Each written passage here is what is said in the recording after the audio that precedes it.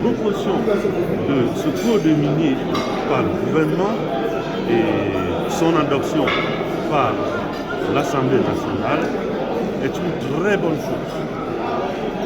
Tout au moins, je n'irai pas dans l'ensemble des avantages que le code minier, ce code minier apporte, mais je pourrais m'appesantir sur trois d'entre eux.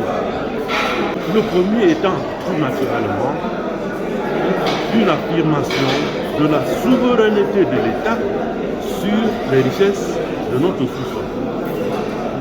Et le code minier le fait à travers, en renforçant, en reprécisant le rôle, en augmentant les attributions de la toute nouvelle entreprise à Sonamine.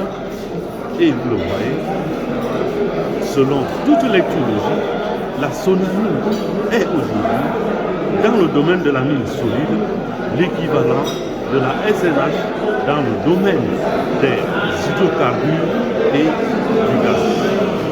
Donc l'État est désormais très présent, l'État collectera mieux ses parts à travers la Sonamine.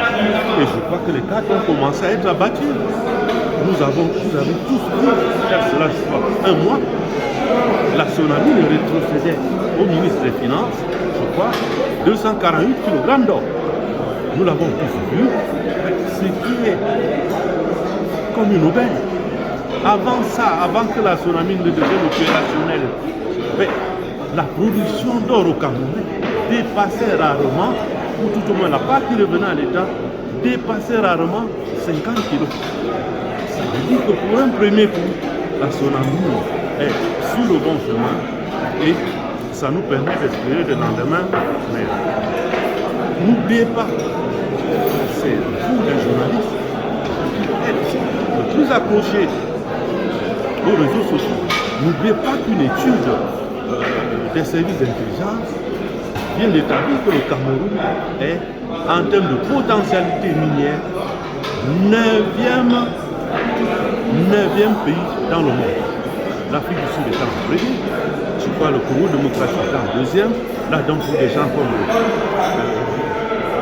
l'Arabie Saoudite, le Cameroun est le 9e potentiel mondial. Donc il était clair,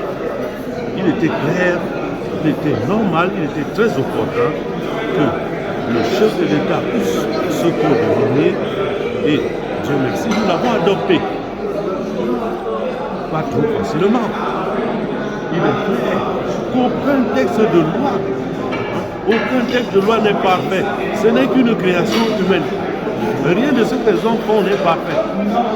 Même la constitution des États-Unis, même la constitution de France, jusqu'aujourd'hui, on veut l'améliorer. Même la charte des Nations Unies, on veut l'améliorer. Notre code minier sera susceptible d'aménagement, mais il fallait bien commencer quelque part. Je situe le texte dans son contexte, à savoir l'État et le processus de décentralisation, un vœu du président de la République. Il me semble donc que quand on nous présente un code minier, figurez-vous que dans tous les États au monde, c'est la mine qui tire le développement et l'économie. Mais alors, le projet qui nous a été soumis, malheureusement, n'a pas non seulement intégré la volonté du chef de l'État qui veut décentraliser notre pays, mais aussi a donné la part belle à une société d'État qui malheureusement ne représente pas l'État à l'étranger. Et c'est pour cette raison que nous avons pensé que, et au vu du nombre d'amendements qui a été fait par la commission qui a examiné le dossier, nous nous sommes dit honnêtement que l'État doit retirer cette loi en vue de sa relecture.